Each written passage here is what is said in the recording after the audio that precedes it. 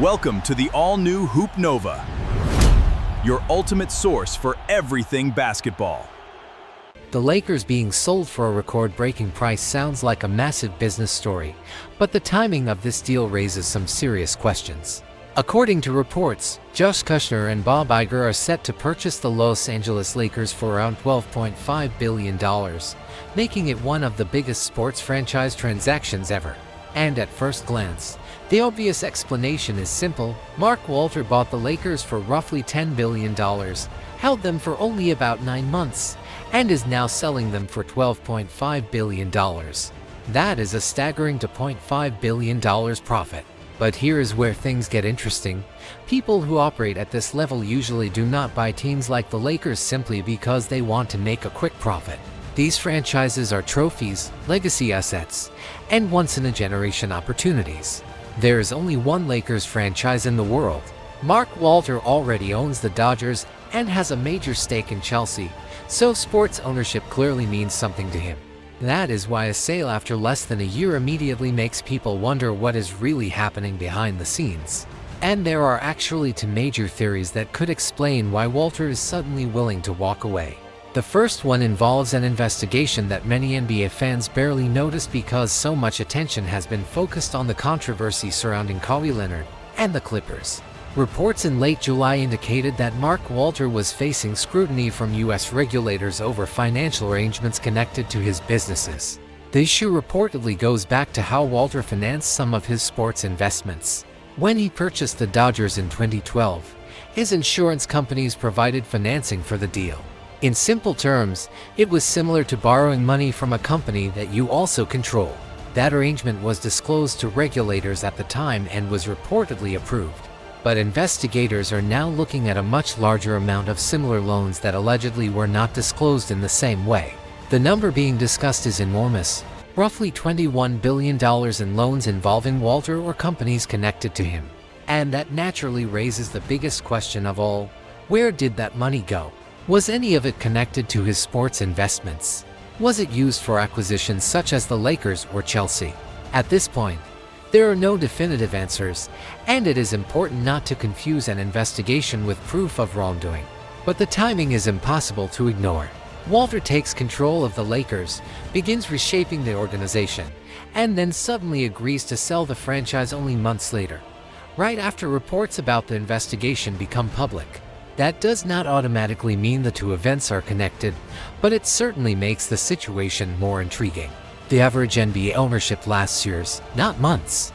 Walter reportedly spent around 9 months with the Lakers. During that time, he was already putting his fingerprints all over the organization, bringing in new executives and trying to build the Lakers using the same championship-oriented philosophy that helped transform the Dodgers. Walking away from all of that for a $2.5 billion payday would be understandable from a pure business perspective. But when you already have enormous wealth and a deep passion for sports, it becomes fair to ask why the exit happened so quickly. Then we get to the new ownership group, and that creates an entirely different conversation. Josh Kushner and Bob Iger had reportedly been interested in buying an NBA expansion team in Las Vegas, but as expansion valuations continued climbing toward potentially $10 billion or more, buying an existing franchise in Los Angeles suddenly looked very different. Instead of paying billions for a brand new team with no history, they could potentially acquire the most recognizable basketball franchise on the planet. So they reportedly reached out to Walter, and according to the reports, he was surprisingly willing to listen. That is what makes this even more shocking. The Lakers are not some small market franchise that an owner can quietly flip. They are one of the most valuable and recognizable sports brands in the world. Selling them after less than a year is not something fans expected to see. And now Laker fans have another reason to be nervous. The new ownership group does not have the same obvious championship track record in basketball that made Walter so attractive when he took over. Walter arrived with a reputation built through the Dodgers and other sports investments. Fans could look at what he had done in baseball and believe he understood what it took to build a winner. Kushner and Iger bring enormous business experience, but running a basketball team is a completely different challenge. And that brings us to the second, much more speculative theory. What if Mark Walter simply realized that the Lakers are a much harder team to fix than he originally expected? Think about what happened with the Dodgers. Baseball gives wealthy owners enormous flexibility. There is no NBA-style salary cap preventing a team from spending aggressively on talent. If you have the money, you can chase stars, build depth, invest heavily in analytics, and create an elite infrastructure. That strategy helped turn the Dodgers into one of the most powerful organizations in baseball. But basketball does not work that way. You cannot simply outspend everyone and guarantee success. The salary cap, luxury tax, second apron, roster rules, and limited number of superstar players make team building dramatically more complicated. Even if Walter could build the greatest front office in basketball, he could not simply buy the next Nikola Jokic, Shai Gilgeous-Alexander, or Luka Doncic whenever he wanted. Superstar talent has to become available, and the Lakers have to convince those players to come to Los Angeles while also keeping the rest of the roster financially and strategically balanced. That could be a huge wake-up call for an owner who was used to operating in baseball. The Lakers have the history, the market, the brand, and the global popularity, but none of that guarantees championships. If the roster is wrong, the front office makes bad decisions, or the salary cap becomes a trap, even the Lakers can spend years stuck in mediocrity. And that is exactly why this sale could be far more important than just another billionaire cashing out. Maybe Walter saw an opportunity to make billions in a short period of time. Maybe the investigation influenced his decision. Maybe he simply received an offer that was impossible to refuse. Or maybe he realized that rebuilding the Lakers would be much harder than rebuilding the Dodgers. We do not know the real answer yet, but one thing is certain: a franchise as iconic as the Lakers does not change hands for $12.5 billion after only 9 months without creating a massive story. And now the biggest question is no longer why Mark Walter bought the Lakers. It is why he was so willing to let them go. And this is where the Lakers situation gets even crazier, because if money could solve every problem in basketball, Steve Ballmer and the Clippers would have already won multiple championships. Ballmer is one of the richest owners in American sports, yet even his enormous fortune has not allowed the Clippers to simply buy their way to the top. The NBA has a salary cap, a luxury tax, and now an even more restrictive second apron that makes aggressive spending incredibly difficult. You can have unlimited money, but there are limits on what that money can actually accomplish. That may be the lesson Mark Walter just learned with the Lakers. After taking over, Walter reportedly started reshaping the organization around the same championship philosophy that helped turn the Dodgers into a powerhouse. He brought in experienced baseball executives and gave them a major role in helping rethink how the Lakers operated.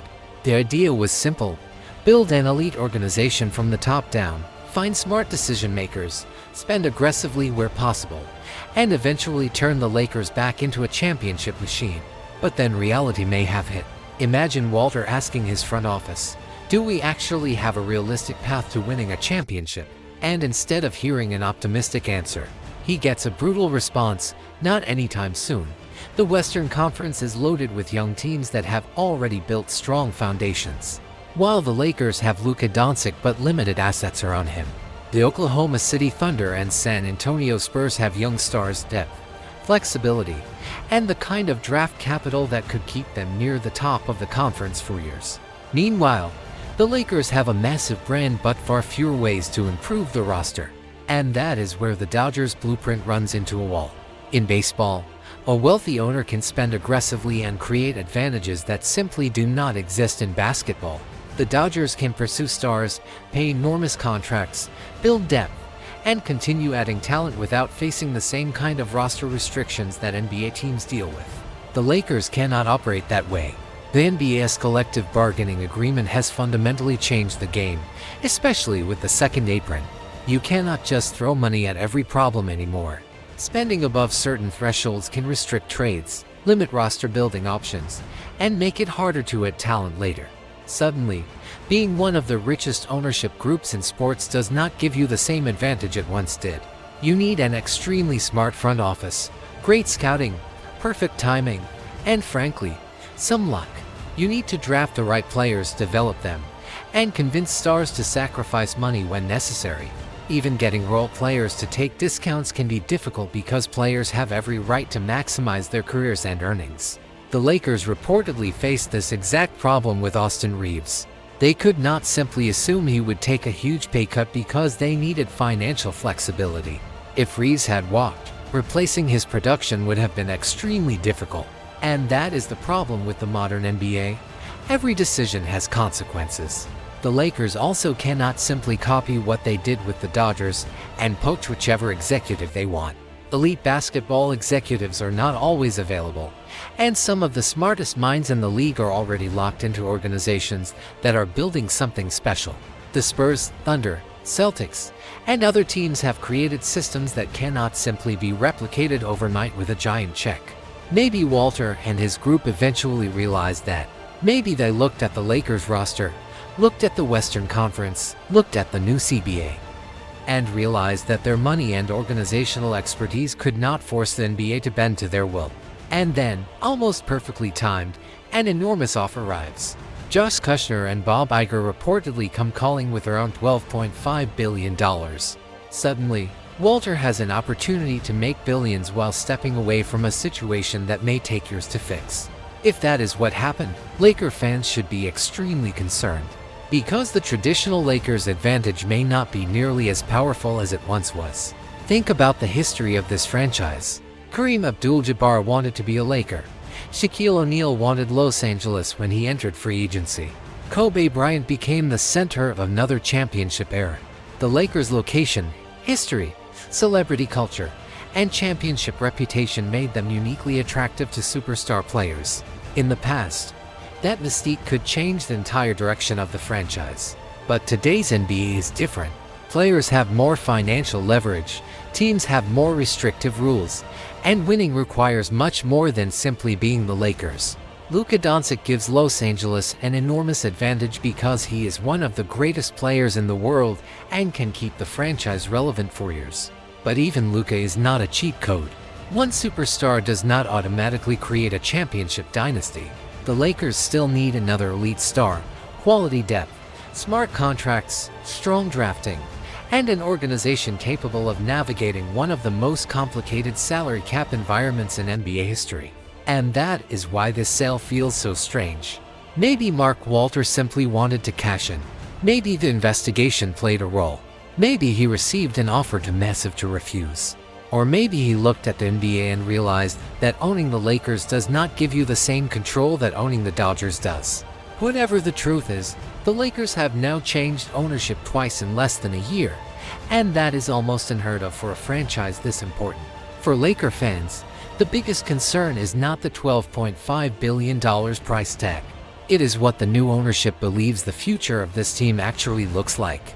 Because if the previous ownership group decided the Lakers were harder to fix than expected, the next few years could be far more complicated than anyone realizes.